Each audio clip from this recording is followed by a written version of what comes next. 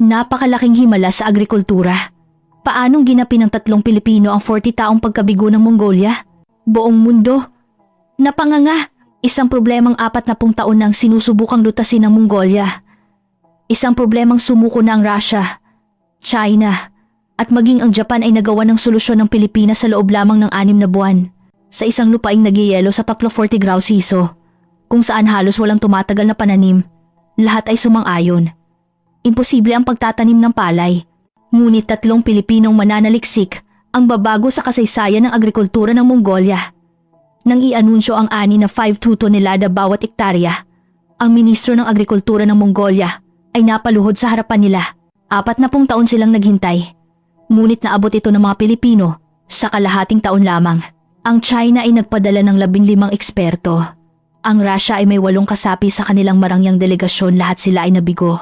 Anong mahika ang ginamit ng Pilipinas para manggaling ang buong mundo ng agrikultura? Ito ang kwento ng pambihirang galing at teknolohiya ng Pilipino, ang pag-aapoy ng isang imposibleng misyon. Pebrero 15, 2025. Conference Room, Suriang Pangsakahan ng Pilipinas, Los Baños, Laguna. Nagkakagulo sa loob ng silid. Ito ang pinal na pagpupulong para sa Mongolia Rice Support Project at napakalakas ng pagtutol. Ang pH level ng lupa sa Mongolia ay 8.5. Ang palay ay nabubuhay lang sa pH level na 6.5. Paano natin gagawin yan? Sigaw ni Dr. Edgardo, isang veteranong agronomist. Tama siya. Sobrang alkaline ng lupa doon at ang taunang ulan ay 200 mm lang. Kailangan ng palay ng hindi bababa sa 1,000 mm. Dagdag ng isa pang mananaliksik. Kung titingnan mo ang datos, talo na tayo sa simula pa lang. Pero hindi ako susuko, giit ko. Iba ang Perlas 105. Nagtagumpay na ito sa hilagang kanluran ng China noon. Maliit na eksperimento lang yon. 10 taon na ang nakalipas. Ngayon, 30 hektarya ang pag-uusapan. Kapag nabigo tayo, pagtatawanan tayo ng buong mundo. Tumagal ng 3 oras ang debate. 3 boto ang pabor, 7 ang tutol. Halos talo na ang panukala. Biglang nagsalita ang direktor na kanina patahimik. Noong 1960s, nang dinala natin ang IR-8 mula sa IRRE, marami rin ang nagsabi na imposibleng mabuhay ang isang miracle rice sa buong Asya. Pero ano ang nangyari? Ito ang nagpasimula ng Green Revolution at naging alamat sa agrikultura ng Pilipinas. Biglang tumahimik ang lahat. Dr. Jose Cruz, kaya mo ba talaga? Direktang tanong sa akin ng direktor. Lahat ng mata ay nakatuon sa akin. Sa totoo lang, hindi rin ako sigurado. Ngunit naalala ko ang mga salita ng yumaong mentor ko, si Dr. Renato Santos. Sa kanyang lumang talaarawan, may isinulat siyang napakatapang na pangungusap. Ang Perlas 105 ay kayang tumubo kahit sa pantapunto brisante 7. Kaya nitong mabuhay sa pH 7.5. Darating ang araw, hindi na ito pangarap kundi isang misyon na mamulaklak ito sa mga lugar tulad ng Mongolia at Kazakhstan. Kaya ko po. Gagawin namin ang lahat. Sagot ko. Tumango ang direktor. Sige, pero may kondisyon. Maliit lang ang team. Limitado ang budget. At kapag nabigo ito, Dr. Cruz, responsibilidad mo. Ganoon nagsimula ang lahat. Ngunit napakahirap bumuo ng team. Walang gustong sumama. Takot na isugal ang kanilang karera. Sa huli, nagtaas ng kamay si Dr. Benjamin Ben Reyes. 2 taon na lang bago siya magretiro. Sige, sasama ako. Ito na ang huling hirit ko. Nakapagtrabaho na ako sa Siberia dati. Gusto kong bumawi ngayon. Sumali rin ang pinakabata, si Lilia Lia Ocampo. Kung sasama po kayo, sir, sasama rin ako. Kailan pa magkakaroon ng ganitong pagkakataon ng isang tulad ko? 3 lang kami. Ito na ang buong team. 15 ang ipinadala ng China, 8 ang sa Russia. Kami, 3 kuting lang. Kasaysayan ng pagkabigo. Nang saliksikin namin ang kasaysayan ng agrikultura sa Mongolia, nagimbal kami. Mula 1983 hanggang 2020, may 7 malawakang pagtatangkang magtanim ng palay. Lahat nabigo. 1983. Ang Unyong Sobyet, sa utos mismo ni Brezhnev, ay nagdala ng mga uri ng palay na matagumpay sa Siberia. Ngunit wala pang 10% ang tumubo. Sa 3,000 hektaryang tinamnan, walang kahit isang butil na naani. Sinasabing nagpakamatay ang pinuno ng Sobyet na si Yan Tipiko pagka-uwi niya. 1995. Sinubukan ng China. Nagdala sila ng variety mula sa Heilongjiang. Umabot sa 40% ang germination rate. May pag-asa na sana. Ngunit noong Hunyo, winasak ito ng isang malakas na pag-ulan ng yelo. 5 taon silang sumubok bago sumuko. 2010, pumasok ang Japan. Isang alyansa ng Hokkaido University at Ministry of Agriculture ang nagdala ng kanilang pinakamatibay na Yuki Hikari variety. Naging maayos ang lahat hanggang Hulyo. Ngunit sa unang linggo ng Agosto, isang pambihirang paglamig ang naganap, bumagsak ang temperatura sa 2 degrees Celsius. Libingan ng palay ang Mongolia. Sabi ng pinuno ng team mula Japan bago umalis, 2020. Sumubok din ang Vietnam. Umaasang kaya nilang i-acclimatize ang kanilang tropical rice. Siyempre, nabigo rin sila. Pero habang binabasa namin ang mga kwento ng pagkabigo, lalo akong nagkaroon ng kumpiyansa. Ang pagkakamali nilang lahat, dinala lang nila ang sarili nilang mga variety nang hindi isinasaalang-alang ang lokal na kondisyon. Iba kami. Ang Perlas 105 ay mulat-mula pa'y idinisenyo para sa matitinding klima. Ito ang 30 taong pinaghirapan ni Dr. Santos para sa mga tuyot na rehiyon. Kaya nitong tumubo kahit sa 35 degrees Celsius at may maikling maturity period na 110 araw lang. Higit sa lahat, hindi lang buto ang dala namin. Nagsimula kami sa paghahanda para baguhin ang lupa. Naghanda kami ng 40 tonelada ng espesyal na acidic soil conditioner na gawa sa Pilipinas. 1 linggo bago kami umalis, may dumating na di inaasahang bisita, ang asawa ni Dr. Santos. Laging sinasabi ng yumaong asawa ko na sana'y mamulaklak ang Perlas 105 sa Mongolia. Heto, dalhin ninyo. Sabi niya, sabay abot ng isang luma at naninilaw na notebook. Naglalaman ito ng 30 taong karanasan ni Dr. Santos. Puno ng mga Standard Operating Procedure SOP para sa mga ekstremong kondisyon para sa lupang may pH 8.5. Gumamit ng ammonium sulfate at 50 kg ng sulfur powder bawat ektarya. Hayaang manuot sa lupa sa loob ng 20 araw. Sa 5 degrees Celsius na temperatura, ibabad ang buto sa maligamgam na tubig na may growth hormone sa loob ng 48 oras. Pagkatapos itanim. Gumamit ng drip irrigation at plastic mulch para mapanatili ang 15% na halumigmig. Ang notebook na ito, ang aming magiging lihim na sandata pagdating sa lupain ng yelo. Marso 10, 2024. 4 AM. Ninoy Aquino International Airport. Ito lang talaga ang dala ninyo? Gulat na tanong ng ground crew. Narinig ko, 3 container van ang dala ng team ng China. Kayo, kasama na kayo. Wala pa sigurong 500 kilo. Dala namin ay 30 kg ng buto, 100 kg ng sample ng soil conditioner at mga personal na gamit. Biro ba to? Para sa 30 hektarya? Tanong niya ulit, puno ng pagdududa ang mukha. Hindi ko na ipinaliwanag na ang 40 toneladang conditioner ay ipinadala na sa barko, sa eroplano. Tinanong ako ni Dr. Ben, Joey, sa tingin mo ilang porsyento ang tsansa nating magtagumpay? Siguro 30%? Sagot ko. Para sa akin, 20% lang. Pero para sa 20% na yon, lalaban tayo. Pagdating namin sa Ulaan Baatar, sa 118 Celsius ang temperatura. Parang nagyayelo ang bawat hininga. Sa airport, isang pambihirang eksena ang sumalubong sa amin. Ang team ng China ay pinaliligiran ng mga pulang banner, mga TV camera at mga matataas na opisyal ng Mongolia.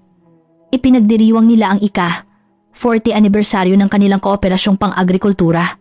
Ang sumalubong sa amin? 2 tao lang. Si G.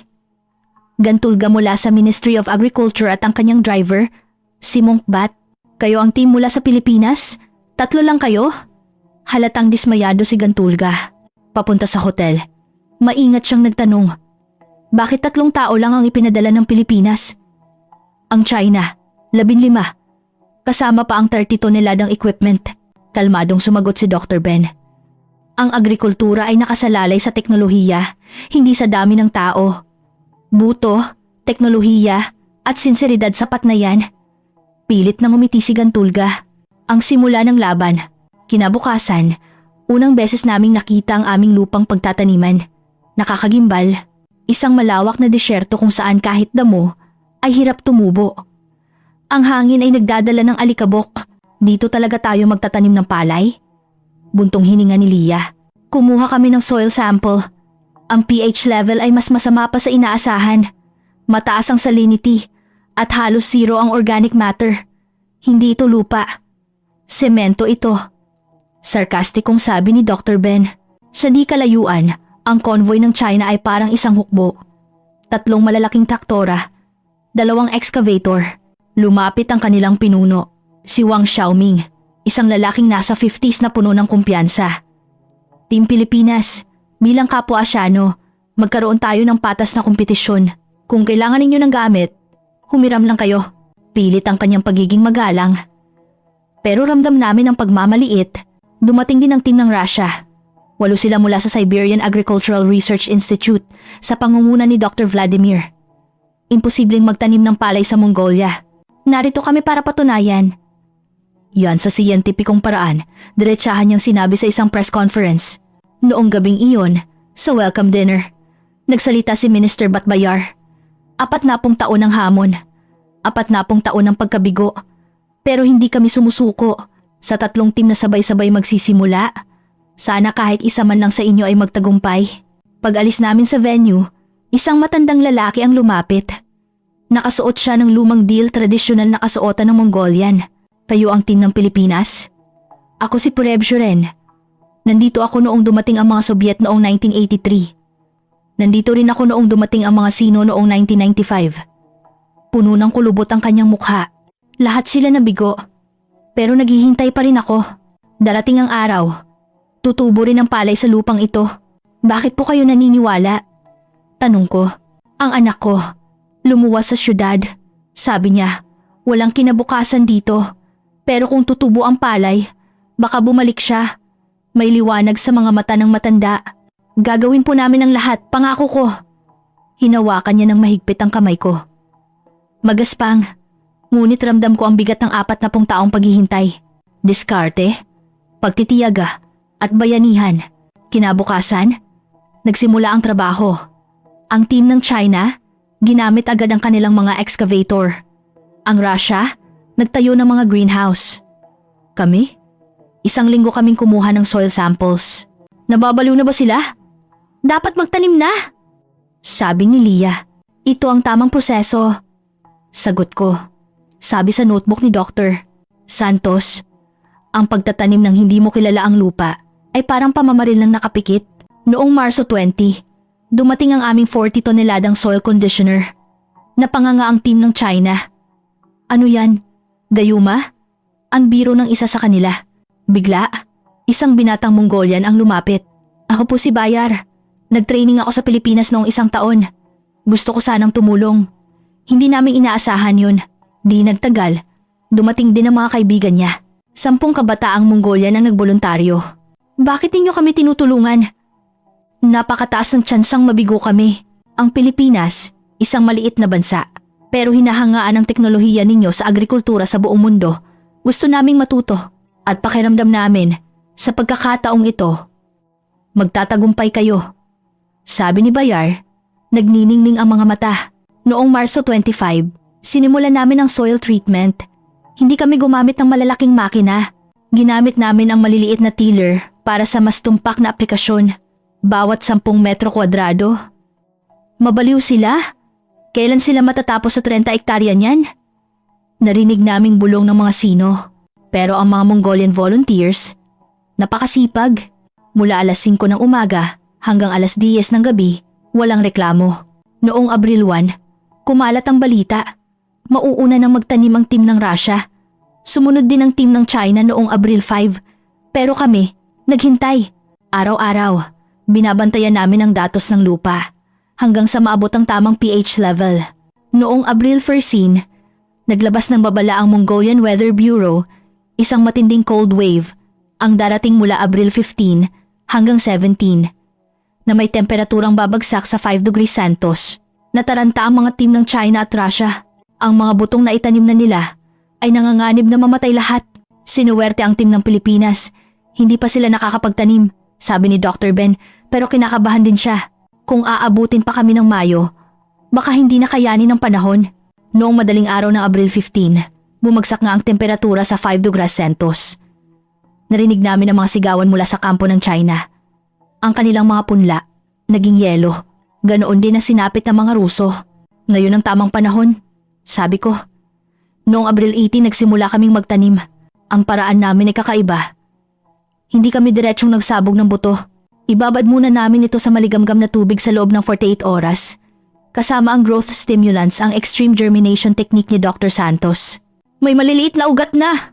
Sigaw ni Leah. Ang pre-germination ay makakatipid sa amin ng 5 hanggang 7 araw. Pero 1 linggo ang lumipas, walang tumubo. Sa kampo ng China, kahit namatay sa yelo, may mga bagong sibol. Sa amin, wala. Noong Abril 28, dumating ang isang miyembro ng team ng China. Dr. Cruz, gusto ninyo ng buto? May oras pa. Salamat. Pero hindi na kailangan. Pilit ang ngiti ni Dr. Ben. Gabi-gabi, hindi ako makatulog. Isang gabi, lumabas ako at tinutukan ng flashlight ang lupa. Bigla, may nakita akong kumikinang. Isang maliit na berdeng usbong at hindi lang isa, kundi napakarami. Dok! Tumubo na! Sigaw ko. Kinaumagahan, sumabog ang pagtubo. Para silang mga ilaw na sabay-sabay binuksan. Ngunit ang saya ay panandalian. Dr. Cruz, wala pang 20% ang germination rate. Balita ni Bayar. Parang gumuho ang mundo ko. Ang 20% ay katumbas ng kabiguan.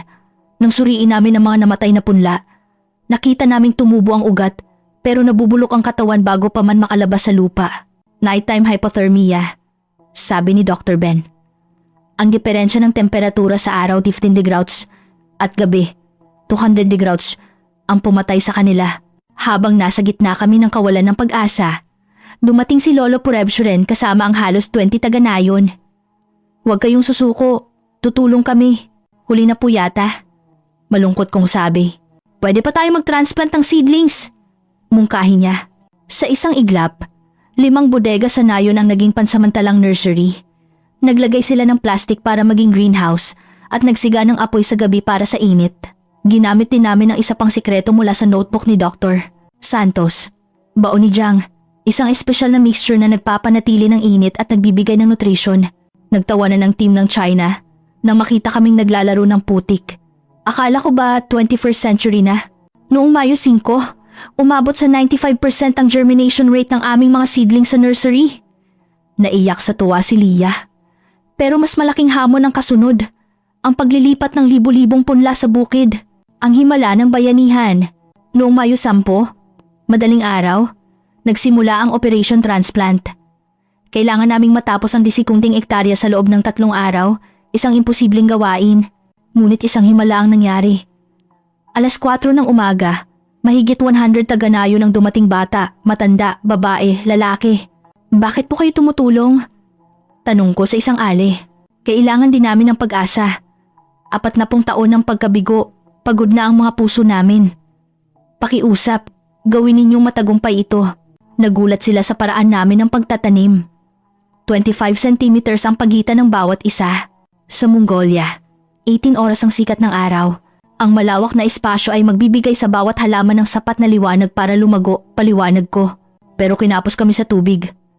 Kailangan nating magdilig 3 beses sa isang araw, sabi ni Dr. Ben. Imposible. Kulang ang supply ng tubig. Sagot ng opisyal. Doon ko naisip ang isang solusyon. PET bottle drip irrigation. Butasan lang ang ilalim ng mga bote. Baligtarin ito at ibaon sa tabi ng mga punla. Napakatalino. Nag-umpisa ang buong nayon na mangolekta ng mga PET bottle. Sa loob ng 1 linggo, nakakolekta sila ng 15,000 bote. Napakasimple pero napakabisa. Noong Mayo 25, isang araw ay 5 sentimetro ang tinangkad ng aming mga pananim. Sa loob ng 2 linggo, nahabol namin ang taas ng pananim ng China. Noong Hunyo 15, isang malaking sorpresa ang dumating. Nagsimula nang magbuntis ang aming mga palay heading stage. Ang 65 araw pa lang mula nang itinanim. Imposible! Sa Pilipinas, 80 araw yan. Bulalas ni Dr. Ben. Ang sagot, ang matinding klima ng Mongolia 18 oras na sikat ng araw at 20 gradyos na agwat sa temperatura ng araw at gabi ay naging perpektong kombinasyon para sa maagang paglago ng Perlas 105, ang pagtutuos. Noong Agosto 20, naglabas na naman ng babala ang Weather Bureau. Isang matinding cold wave ang darating sa Agosto 30. Babagsak ang temperatura At kung hindi pa naani ang palay, lahat ay masisira. Kailangan na nating anihin. Desisyon ko. Noong Agosto 25, nagsimula ang pag-aani. Mahigit 30 ang taga-Nayon ang dumating gamit ang kanilang mga karit. Noong Agosto 28, natapos ang pag-aani. Saktong-sakto.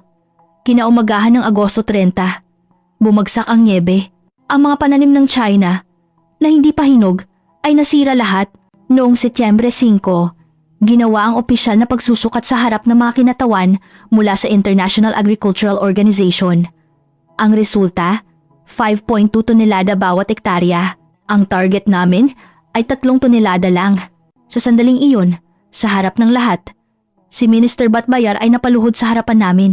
Noong 1983, 23 taong gulang ako nang una naming sinubukan ito kasama ang mga Sobyet.